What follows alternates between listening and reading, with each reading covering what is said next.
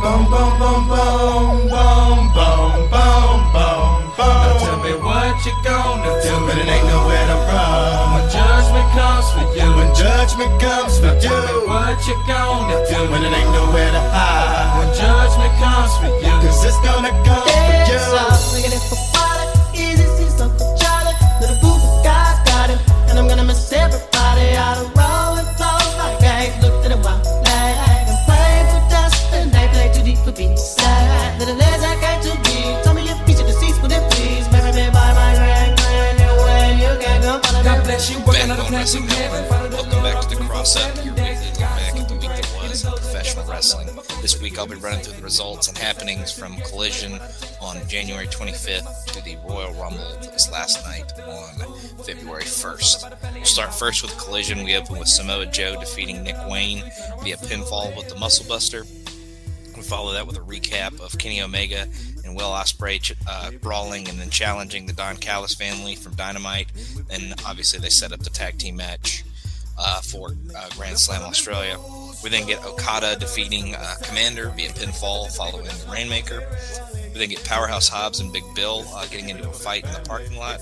They hit each other with multiple metal objects, including one of those barricade gates that Hobbs kind of ripped off of where it was kind of around, and then security eventually breaks it up.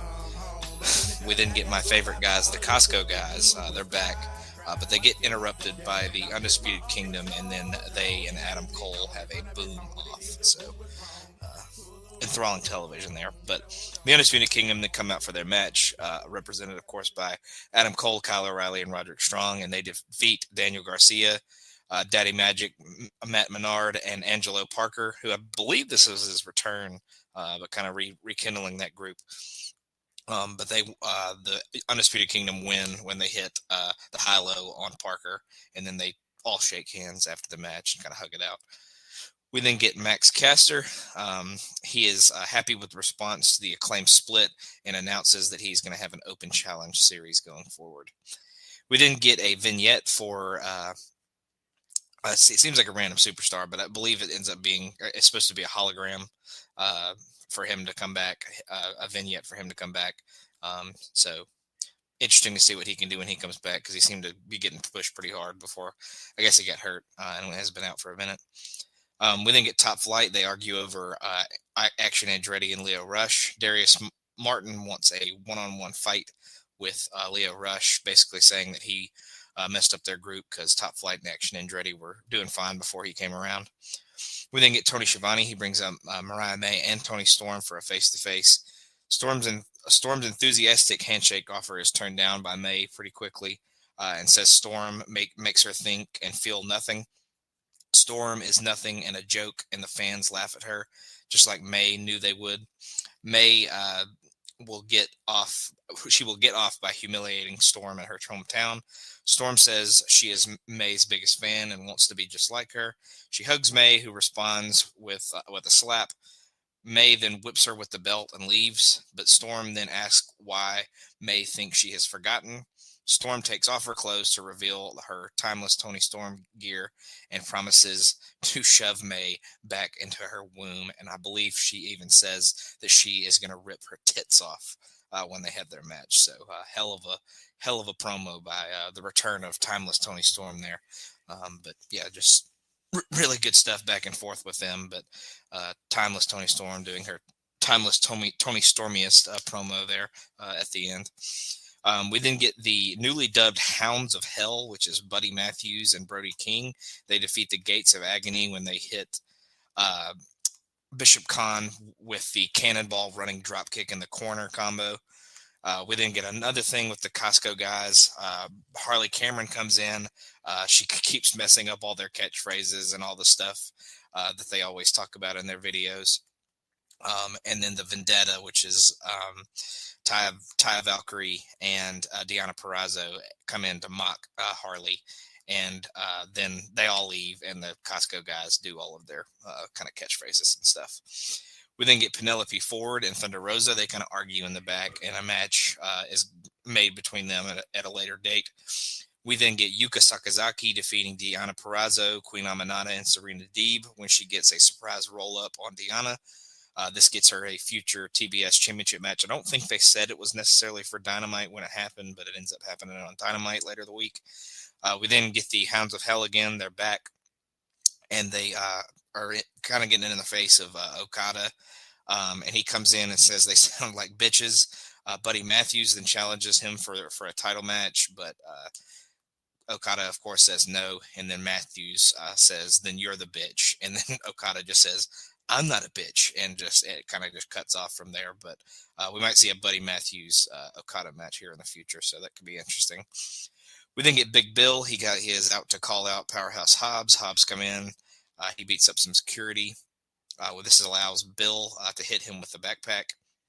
So the backpack contains bricks, a knee brace, and handcuffs. Hobbs is then cuffed and beaten with his nose getting busted up.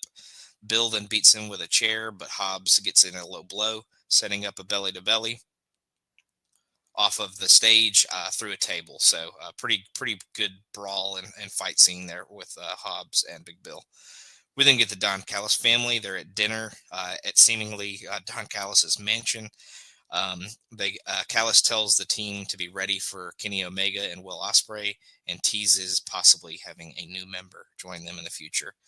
And then we get our main event, which was an absolute banger of a match, which ends up being the best match on Collision, and maybe the best match of the week. Honestly, we'll see when we get to that point. But it was Konosuke Takeshita beating Katsuyori Shibata via pinfall, following the Raging Fire. So maybe not a ton of stakes other than it being for the Continental Championship, or a ton of story to it, but it is a big match, a really, really good match, really, really good in-ring match by two guys that are super talented.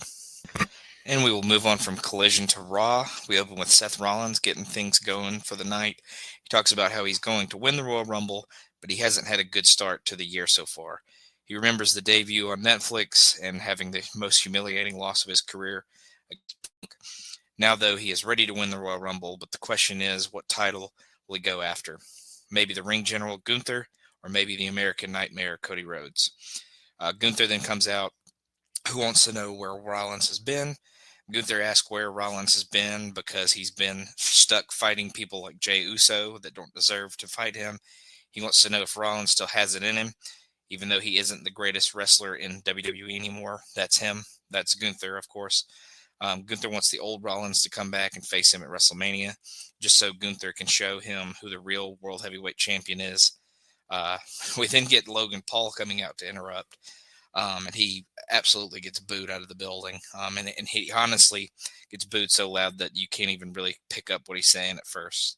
But he talks about how average the two people that are in the ring with him are. He talks about how great he is, and he is officially in the Royal Rumble. It's clear that he's incredible at wrestling, but he knows he gets to decide just who he faces for the title when he wins the Royal Rumble. Gunther likes the idea of facing Logan Paul because he can slap the smirk off of his face. And then Rollins says he'll win, and the segment pretty abruptly ends there. We then get CM Punk. He isn't worried about anyone because he's going to win the Royal Rumble. He says he'd throw Kathy Kelly over the top rope if he had to, but Sami Zayn comes in and Kathy Kelly leaves. Zayn brings up Punk, saying he wasn't on his level last week, but points out that he's a WrestleMania main eventer and Punk isn't. Zayn then walks off and runs into Karrion Kross. Zayn doesn't seem interested in anything he has to say. Kross says that's fine with him, but what about what Zayn's friends have been saying about him? Stop thinking with your heart and start thinking with your head. Cody Rhodes then comes in, and Zayn, seemingly kind of still confused, kind of blows him off. We then get the War Raiders defeating the Judgment Day of Dominic Mysterio and JD McDonough when they hit the War Machine on Dom. This match is going to be more notable for the absolutely insane and sick bump that JD McDonough took. He actually does end up breaking a couple of his ribs, I believe, and he had suffered a punctured lung, I want to say. It's what I heard as well. So he laid his body out on the line in this one. And if I gave an MVP for a week, I would probably give it to him, honestly, because he really, really went out all out there and took a pretty sick spot. And then he continued the match and obviously was hurt throughout the rest of it, but he sucked it up and kind of was there to the end. So really good stuff from him. But War Raiders retain their tag titles. We then get Ludwig Kaiser. He comes up to Pete Dunne, and neither of them seem to trust Penta, the new guy. New Day then comes in, and even Kaiser and Dunn don't like them for what they said and did to Big E. Xavier Woods is ready to face Rey Mysterio tonight. Kingston then says Atlanta's favorite son has come home. Kathy Kelly seems confused and asks if they're talking about Braun Breaker or Austin Theory or Cody Rhodes. Woods then is pissed off and says no, and says he is that person. He's the favorite son of Atlanta, and that his family is supposed to be here, and they have front row seats, but he has not heard from them quite yet. So it'll be interesting to see if they end up showing up, which they do. And they actually have New Day suck shirts on, so it was even funnier. But Rey Mysterio defeats Xavier Woods via pinfall following the 619 and a slingshot splash. We then get Sami Zayn in the back talking to Seth Rollins, tells him that the haluva kick last week was a mistake, and Rollins believes him. With the Royal Rumble coming up, though, he can't be so sure. They shake hands, though, and they seem to be on the same page and okay. We then get a sneak preview of an interview with CM Punk, which will air on the Royal Rumble kickoff show. We then get Jey Uso. He comes out with the rapper Quavo to say he needed this kind of reception from the crowd. He needed to be kind of re-inspired or whatever. He lost on Saturday at Saturday Night's Main Event to Gunther because Gunther was just that good. The reality is Uso can beat Gunther, so now he has to win the Royal Rumble to get another shot. We then get Lyra Valkyria. She enters the Royal Rumble. American Made comes in with Chad Gable, suggesting Ivy Nile will be the next Intercontinental Women's Champion. Valkyria says this is the closest either of them will be getting to the Intercontinental Championship, but Nile announces that she is also in the Rumble as well. We then see the Alpha Academy in the back dancing for a TikTok video, and then Gable yells at them for old time's sake. We then get Liv Morgan and Raquel Rodriguez defeating Bianca Belair and Naomi when Liv is able to roll up Bianca after some distraction from Dom. We then get Rhea Ripley. She's banged up after her match with Nia Jax from Saturday Night's Main Event, but she reminds us why Mommy is always on top by beating Nia on Saturday. She doesn't care who wins the Royal Rumble, so Bayley comes in to tease a challenge between the two of them. Ripley then leaves, so Io Sky then shows up and says she'll see Bayley on Saturday. We then get Penta saying this is just the beginning, and then announcing that he's also in the Royal Rumble. So a really stacked field, getting even more stacked with the new superstar Penta. We then get Paul Heyman. He's out for a chat. He is the one behind the greatest of all time and the one behind the cover star of WWE 2K25, which ends up being Roman Reigns, of course. We get a big reveal of the game cover. It's kind of hanging behind Paul Heyman while he cuts the rest of this promo. But he talks about how Reigns has all kinds of responsibilities to be the cover star of the game. He says that he is the one behind the one in the 29 versus 1. And now it is time for Reigns to get his WWE title back by winning the Royal Rumble. Reigns is the biggest star in the world, and when we colonize Mars, he will be the biggest star on that planet as well. There are 2 stars in the Royal Rumble, and they are Roman Reigns and then 29 other Roman Reigns wannabes. Those people get down on their hands and knees every night praying to be Roman Reigns. Drew McIntyre then comes out to interrupt, and Heyman gets that I'm about to shit my pants because I'm not ready to deal with this kind of situation face that he's so good at. McIntyre says they never get to talk, but the fans want Reigns. The reality is that McIntyre is responsible for all of Heyman and Reigns' success. McIntyre won the Royal Rumble and the WWE title in 2020, and then Heyman was able to come back to work with Roman Reigns. Heyman thanks McIntyre, but says McIntyre is crowding him. McIntyre backs up, but asks for a favor. Have Heyman tell his boy that McIntyre is coming for him at the Royal Rumble. Heyman says he'll let Roman Reigns know, and then McIntyre says, no, I meant CM Punk. We then get Drew McIntyre in a match. He defeats Sami Zayn once again. I believe I saw a stat somewhere where they face each other 12 times, and Drew is 11-0-1 with a no contest being the only time that Sami didn't lose. So once again, Drew McIntyre beats him, but he rolls him up and uses the feet on the ropes to kind of cheat. And then after the match, McIntyre jumps on Zayn some more, but Cody comes out to make the save. KO then comes in and decks Rhodes, and the brawl is on. But Zayn accidentally haluva kicks Cody like he did Rollins the previous week. We then get the final promo for the show, which ends up being a pretty long one. But Cody looks at the WWE titles that are hanging above the ring that they had put there at Saturday Night's Main Event. He won the title at WrestleMania, and in the last 7 months, he has found that it's a mindset that makes you a champion. Rhodes is ready for Owens, but CM Punk comes out to interrupt. Punk asks Rhodes if he's okay because he knows what it's like to be WWE champion for a long time. He said around the 300-day mark in his reign, it started to wear on him, and he started being someone else. Punk knows Rhodes wants to be Bruno Sammartino or John Cena and do everything, but no one is Superman. Rhodes knows that Punk is his friend, right? Punk says, of course he is, but he sees the road Rhodes is going down. Being champion turns into a heavy is the head that wears the crown type situation. Rhodes then says he needs to cut through all of this and get to the point.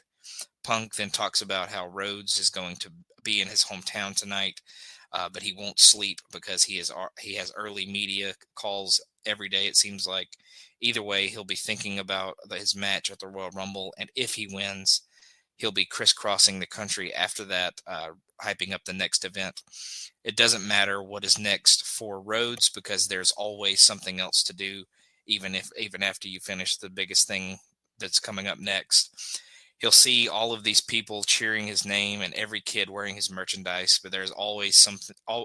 There's always going to be in the best shape of their life and coming for him at WrestleMania. The good news is that one day someone is going to take the belt from him. Rhodes said, "Tell me the bad news." Punk says the bad news is that someone is going to be me. I'm going to take the championship from you. Says since he's Rhodes' one true friend, he'll stab him in the front and not in the back.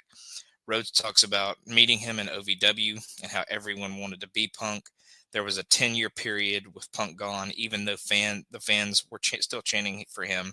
Now, though, things have changed, and again, because now Punk is chasing Rhodes. He wants Punk to realize that he isn't the best in the world anymore, and that in fact is him. And we get a pretty tense stare down to kind of end the show as we fade to black. But the tag title match between Judgment Day and War Raiders was definitely the best match of the show, but that ending segment was pretty solid and kind of makes you think maybe we might get Punk and Cody at WrestleMania, but we'll see. Even after the Royal Rumble that we'll talk about in a little bit, it's still kind of up in the air what I think they might do with some situations going forward, but we'll see as we kind of build towards that way. But we go to NXT next. We open with Julia and Bayley defeating Cora Jade and Roxanne Perez when Bayley hits the top rope elbow on Cora. Eddie Thorpe then insists he isn't done and he will make his mark in NXT. We then get the Grayson Waller effect. Austin Theory's from Atlanta, and they're at the Center Stage arena or theater, whatever they call it. But Austin Theory's from Atlanta, so he gets kind of a pop. But Grayson Waller quickly cuts him off. He brings out Opa Femi as their guest and praises him, only for Theory to say he doesn't see the potential. Femi then brings up that he is the only one of them to be NXT champion, but Theory talks about how Femi is going to get to the main roster and then wind up in the Indies selling T-shirts. Femi then asks where their titles are and offers them a title shot at Vengeance Day. Waller then tries to accept, but here is Ava to say she's the one that makes the matches, not them. And then Trick comes out, but gets quickly planted with a fall from grace powerbomb from Opa Femi.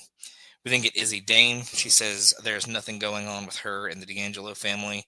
She helped D'Angelo keep the NXT North American Championship because neither of them like Sean Spears. Ridge Holland then comes in and yells at her, but Stax is able to cut that off. We then get Wes Lee. He actually defeats Trick Williams via disqualification when Trick throws the ref down after some frustration with some interference from Wes Lee's guys, DuPont and Igwe. Post-match, Williams grabs the chair, and the ring is cleared pretty quickly, as none of them want to get beat around with that. We then get Ava. She yells at Obafemi for overstepping his bounds, and she does make the triple threat official for Vengeance Day, where Femi will take on both A-Town Down Under members. So that's an interesting title match to kind of put in that show, but gives a little star power that maybe it didn't have before. Then after the break, Ava then yells at Trick Williams and makes him and Obafemi versus A-Town Down Under next week. We then get Fallon Henley. She defeats Shotzi via pinfall with the hoedown to retain her North American Women's Championship. After the match, Stephanie McCurry comes out for the stare down, and the title match between those two is made official for Vengeance Day. So Stephanie McCurry versus Fallon Henley will happen at Vengeance Day as well. We then get Kalani Jordan and Carmen Petrovich. They argue over Ashante the Adonis. Ava then makes Julia versus Bailey versus Roxanne Perez for the women's title official at Vengeance Day. Perez seems to approve, but Cora Jade seems kind of pissed that maybe she wasn't included as well. We then get Ethan Page. He defeats Cedric Alexander via pinfall following the Twist of Fate.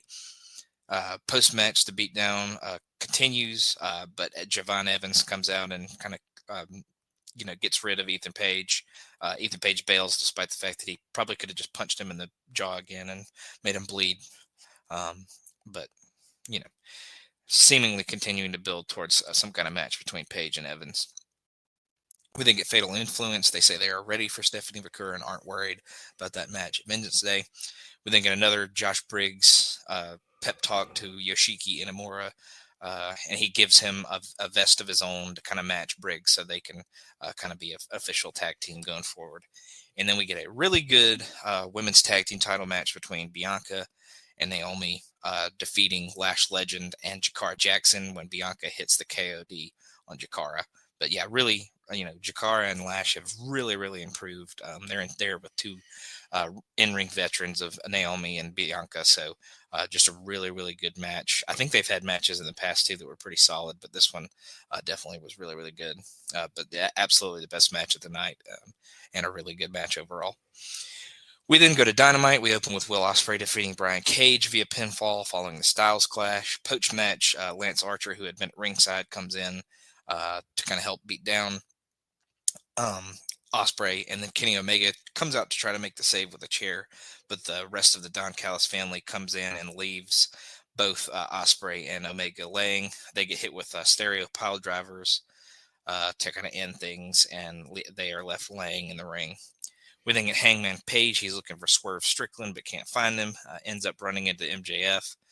Page then leaves after they have like a real kind of tense stare down. MJF says no one is ruining his mood tonight because Jeff Jarrett is going to lose to Claudio Castagnoli. We then get Powerhouse Hobbs. He says he isn't cleared to travel this week, but he's coming for Big Bill once again after they're kind of dust up on Collision. We then get Claudio Castagnoli defeating Jeff Jarrett. So Jeff Jarrett was fighting to have a title shot at the Grand Slam show, and he loses. So I kind of figured they'd get him a cheap win somehow here, or like a surprise kind of roll up, but he loses. He loses when Castagnoli hits the neutralizer. After the match, MJF comes down and decks Jarrett with his Dynamite Diamond ring. He said he respects his elders, and that's why he isn't going to say he told Jarrett so. Ricochet is then going to deal with AR Fox tonight, but he's going to move on quickly to Swerve Strickland from there, as they have a match, I believe, coming up week on Dynamite. We then get Ricochet defeating AR Fox via pinfall following the Spirit Gun and Vertigo Slam. Post-match, Swerve Strickland runs in with a chain, but Ricochet busts out his scissors and uses Fox as kind of a shield to kind of help him escape. Moxley then says he won't show the world title because he is the world title. He is forged in combat and wants 1,000 more versions of himself to emerge. We then get Chris Jericho. They're in Huntsville tonight, so he says Roll Toad instead of Roll Tide, of course. But says he isn't happy with Big Bill for not beating up Powerhouse Hobbs enough to kind of keep him out permanently.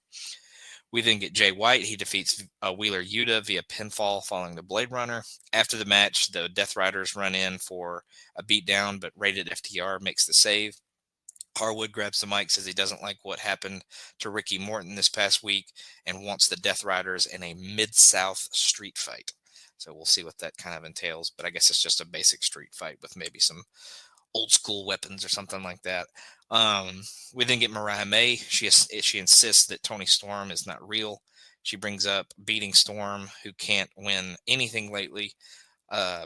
May then says she doesn't need to cosplay anyone because she is already the best in the world. We then get a vignette that the Gunn brothers, Austin and Colton, are headed back.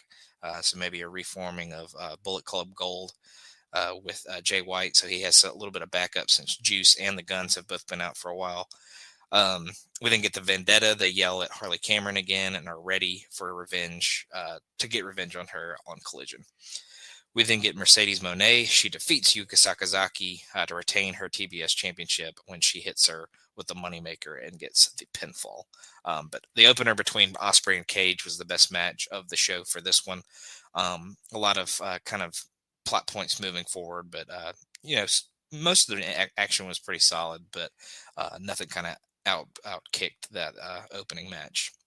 I would say it was by far the strongest match. We will go from there to Impact. We open with Nick Nemeth. He's in the ring talks about how important Genesis, the pay-per-view, was for the company, and now he is going to start things over. Before he can get very far into his promo, though, his brother comes out and says that his brother is not happy with what happened. Joe Hendry is a flash in the pan, and Nick isn't having that.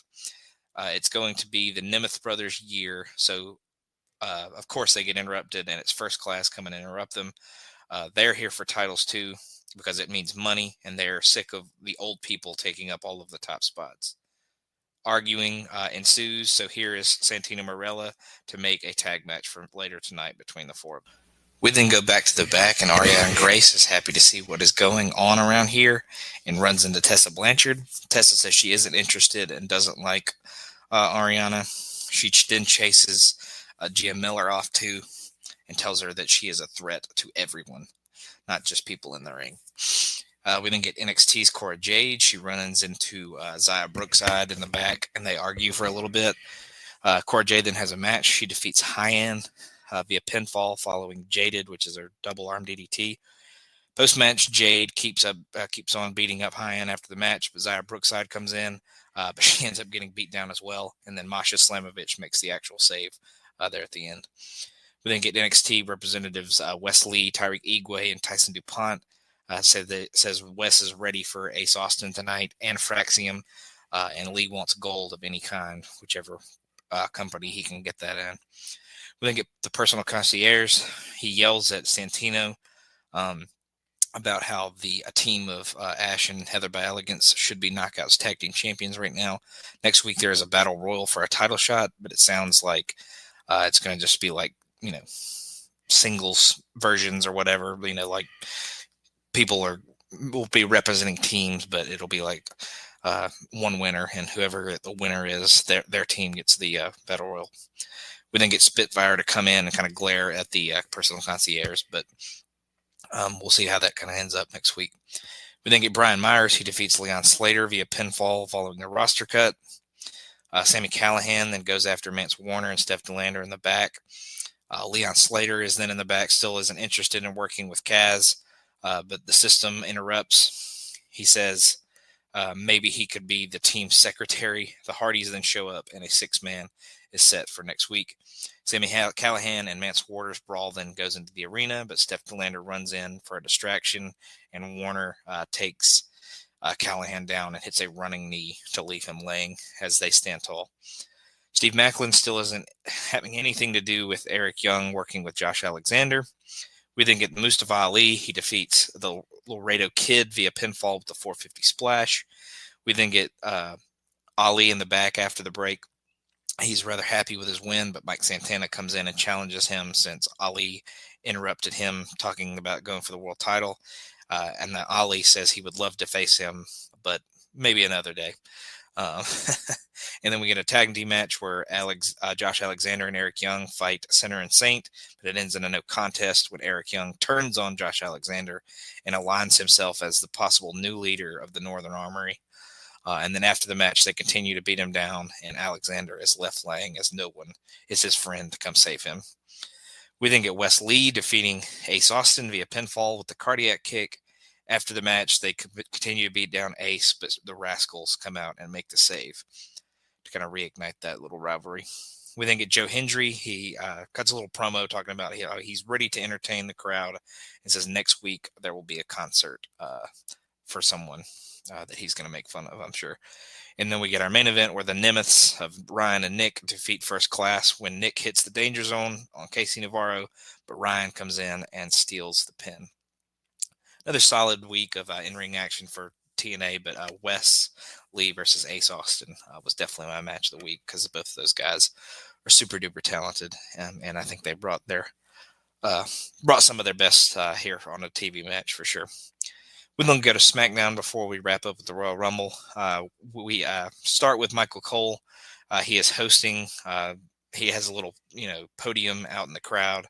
He brings in Pat McAfee, who is from Indianapolis, so he gets a pretty big welcome from the crowd. McAfee talks about the greatness of Indianapolis and how he is ready for a big weekend here. We then get Joe Tessitore, who's in the ring. He brings out Kevin Owens to talk to kind of make up for the fact that he interviewed Cody only last week. But Owens comes out and he looks pretty pissed, as he usually does.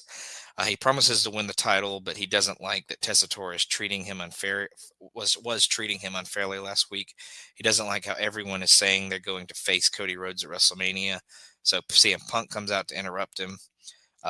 Owens asks if he could help Punk. Punk then says, "No one can help me, so no." Punk knows he must be annoying, but he heard his name, which he said was basically an invitation. And just so Owens knows, when Punk wins the Royal Rumble, we could see Owens versus Punk at WrestleMania as well. Owens says that there are some guys in the Royal Rumble that he likes more than Punk. Maybe 29 more that he likes more than Punk.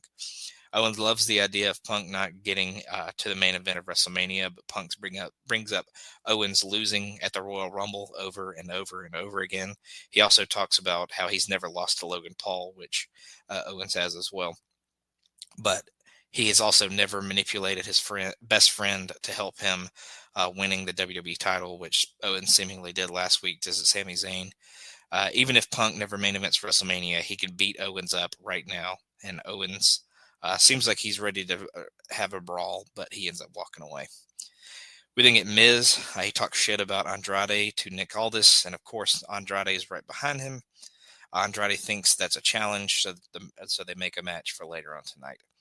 We then get Jimmy Uso defeating Carmelo Hayes via pinfall after the two trade roll-up attempts, but Jimmy is finally able to put him away. We then get Chelsea Green with Piper Niven. She swears revenge on Michin before she goes on to win the Royal Rumble tomorrow night.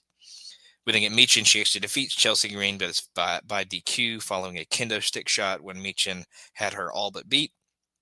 Post-match, Michin takes the stick away and clears Green and Niven away from the ring. We then get Bianca and Naomi. They talk about how they're friends no matter what happens in the Royal Rumble and no matter what happens going forward. We then get Damian Priest. He's out to talk. He wants his name to live forever, and that starts by winning the Royal Rumble tomorrow. Jacob Fatu and Tama Tonga then come out. Fatu talks about how similar he is to Priest, but only Fatu was locked in the box. Priest asks Fatu if that's it, if that's all he's going to bring to the table as far as words. And then they have a fight, and Tama Tonga is dropped, but gets up pretty quickly, and the numbers have Priest in trouble. But LA Knight comes out to make the save with a chair and clears Fatu and Tama Tonga out, and then a challenge is made for a tag match later on tonight. We then get the Motor City Machine Guns. They hope that they are on the same page with Los Garza tonight for their big 8-man tag. And that seems to be okay, but Los Garza says they're coming for the Guns if the Guns win the titles at the Royal Rumble. We then get the Motor City Machine Guns and Los Garzas defeating DIY and Pretty Deadly when Ciampa accidentally kicks Elton Prince in the face, and then Sabin rolls Ciampa up off of that. We then get Tama Tonga. He looks at the tag team titles when they run into DIY in the back. They end up leaving. DIY yells at Pretty Deadly, but still seems to want their help. But then Pretty Deadly says DIY is on their own tomorrow and will not get any help from them. And then get McAfee and Cole. They're back out in the crowd. They bring in Tyrese Halliburton to talk a little bit. And then McAfee shows Cody Rhodes and Michael Cole crowd surfing on the kickoff show from earlier in the day, and ask Tyrese what he kind of thought, what the grade of the crowd surfing was. We then get a very dramatic video package for Cody Rhodes versus Kevin Owens. Pretty well done. They're usually pretty good at putting these together. So really solid hype for that match coming up on the Royal Rumble. And then we get Naomi defeating Liv Morgan via pinfall with a roll-up after some shenanigans outside with Raquel and Bianca. Post-match, Raquel and Liv jump Naomi and Belair with Liv being powerbombed onto the two of them by Raquel. We then get Andrade. He defeats The Miz via pinfall following a spinning back elbow. We then get Santos Escobar. He offers Damian Priest a spot in Legado del Fantasma, but Priest is not interested. We then have Priest run into R-Truth and tells Priest to pick a show, as he seems to keep seeing him on both. Though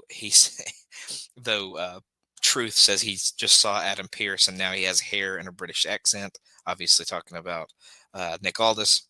LA Knight then comes in and says that he and Priest are partners tonight, but they can fight on Saturday if that's what they have to do. And then I think R-Truth says that they should form a group of some sort. But yeah, just a really good masterclass by R-Truth once again. But LA Knight and Priest kind of saying that they'll be partners tonight, but not be buddies going forward. We then get Tiffany Stratton. She runs into Zelina Vega, who obviously wants to be the women's champion now that she's on SmackDown, but Stratton doesn't seem all that impressed. And then she is brought out by Michael Cole and Pat McAfee. She brags about being championship material, and now everyone finally knows it, that she is champion. Stratton doesn't care who is coming for the title, but Candice LeRae comes out to kind of interrupt. She wants revenge for Nia Jax and is entering the Royal Rumble. They continue to argue until Nia Jax tries to attack Stratton from behind and fails at first, but she eventually knocks Stratton down and hits the Annihilator to leave her laying at the end of the segment. And then we get our main event where Damian Priest and LA Knight defeat Tama Tonga and Jacob Fatu after Priest hits the South of Heaven chokeslam on Tama Tonga. And then after the match, Fatu lays out Priest to end the show. A lot of hype for the Royal Rumble. Not much in the way of matches. The 8-man tag was really solid, but the main event tag just had a little more juice to it. So I gave that match of the night for SmackDown. And then we will get to last night's Royal Rumble, where Charlotte Flair opens the show, entering number 27, and won the Women's Royal Rumble, last eliminating Roxanne Perez. And Roxanne Perez did not win, but she does have the new longevity record for Women's Royal Rumbles. I believe she was in for an hour and 7 minutes after entering number 3. So a big push for her. She comes in early and lasts all the way to the end. It came down to her, those two, and Nia Jax, and they were able to get Nia out of there, and then Flair was able to big boot Roxanne off the apron after they kind of battled over by the ropes for a little bit before the end of the match. And then we go to our tag team title match where DIY wins the 2 out of 3 falls match 2-1. They retain their titles, but only after the Street Profits make their return from injury. They attack Shelley, which allows DIY to hit the meat in the middle for the pinfall, and then the Street Profits beat down both teams after the match with the crutches that Angelo had come in with. So seemingly turned heel because they attack the machine guns, but then they attack DIY as well. So kind of just cementing the spot that they got taken out by DIY, but they want the tag titles to be on them so they can beat them for them. We then go to our ladder match for the WWE Championship where Cody Rhodes defeats Kevin Owens in an absolutely brutal ladder match. There were two. it wasn't just the two. There were like about 10 spots where, if anything of like that ever happened to me, I would never ever walk again. But the two at kind of towards the end of the match, Owens hits a fisherman buster from the like middle rope onto a bridged ladder in the ring, and it just made a sick thud, and the landing was just brutal. Um, and just absolutely ridiculous, but really really awesome ladder match, one of the best maybe ever. I won't say it was the best ever just because it's yeah, I think it kind of needs some time to percolate a little bit before you start having those conversations, but definitely is up there amongst some of the greatest the greatest Royal Rumble match, or the greatest ladder matches, I mean, that there's ever been. So really really awesome stuff. And then we go to our main event where Jey Uso enters number 20 and wins the men's Royal Rumble, last eliminating John Cena. So a lot of people had Cena winning the Royal Rumble going in. Um, and even some, like myself, had Punk maybe winning it if Cena didn't. But Jey Uso gets the big win. He is officially main event Jey Uso, because he will be in the main event of a night of WrestleMania going for a championship. Like I said, I think he kind of flubbed a post-match interview where he says he's going for the World Heavyweight title, but we'll see if he ends up going for Cody or Gunther, or if there's a new champion between now and then that he may go for. But for now, he seemingly has pretty much implied that he's going for the World Heavyweight Championship and a rematch with Gunther. So really, really awesome kind of upset win, but just a star power just stacked throughout the entire Rumble. They didn't have a ton of like huge superstars early, but they had a lot of really good in-ring talents that could do some really good stuff early in the match. And then they kind of backstacked the star power, I guess you could say, towards the end. But really, really awesome Royal Rumble. The Women's Rumble, you know, it probably wasn't the best Women's Rumble that they did, but I think the finish was pretty solid. And, you know, Flair coming back, it was a good option. I thought it was always a good chance that she was going to win. I thought Bianca may possibly win as well. But I figured we might come out of this one with a two-time winner. And, you know, it came down to her and Roxanne, and you could say that it was pretty much guaranteed it was going to be Charlotte, but I think they did a good job enough of making it seem like Roxanne may pull it out just based on some spots that they kind of did towards the end. But yeah, really, really solid match, or solid show overall. And the back two matches were, you know, I'm going to rank them in a minute, but they were 1A, 1B, honestly. They were both really, really awesome matches. The tag match may have disappointed, but I think it's hard to have a match come after one of the Royal Rumbles. I feel like if you're ever after the Royal Rumble and you're not like a main event, like, you know, Roman Reigns and Owens closed the show a few years ago, and I think that spot worked for them, and it worked out well, and they had moments afterwards. But the ones that like come after the opening Royal Rumble always have a tough spot, and I just don't think these guys were ever going to have a lot of success in that spot. Just being sandwiched between all the stuff that they were in. You know, I'm not suggesting that it should have been a 3-match card, but I definitely think DIY and the Motor City Machine Guns could have probably they probably could have had a better chance of having a great match in front of a slightly smaller crowd and a not worn out from a Royal Rumble kind of crowd. So not a bad match whatsoever, but definitely seemed to lack a little bit.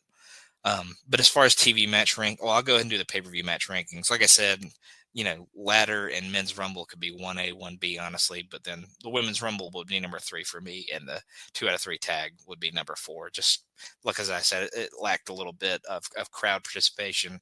But I don't really think that was the guy's fault. It's just having to go after a Royal Rumble is always going to be tough because there's a lot of energy and excitement that goes into that match. So that'll be how I kind of ranked them. I did put the men's Rumble when I ranked it first, just because it's a Royal Rumble. I'm always going to kind of give a lot of credit to that. But like I said, they were right and lockstep with each other, I would say.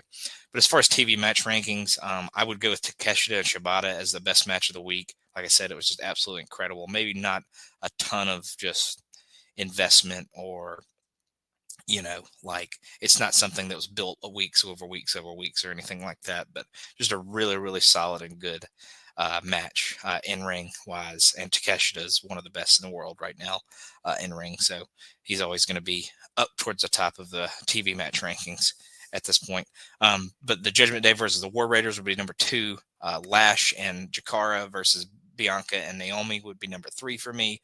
Priest and Knight versus the Bloodline would be number 4 for me, and then Cage and Ospreay would be number 5. So not often is Ospreay in the top 5, and not kind of towards the top, or not in the number 1 spot. But they had a good match, but I think all of those matches before that had a little bit more oomph to them, and I just thought they had more of a story and more just kind of was better in ring wise for a lot of it. But yeah, really, really solid match, our TV match week, and then the Royal Rumble obviously was a ton of fun as well. So had a ton of fun covering it as well here.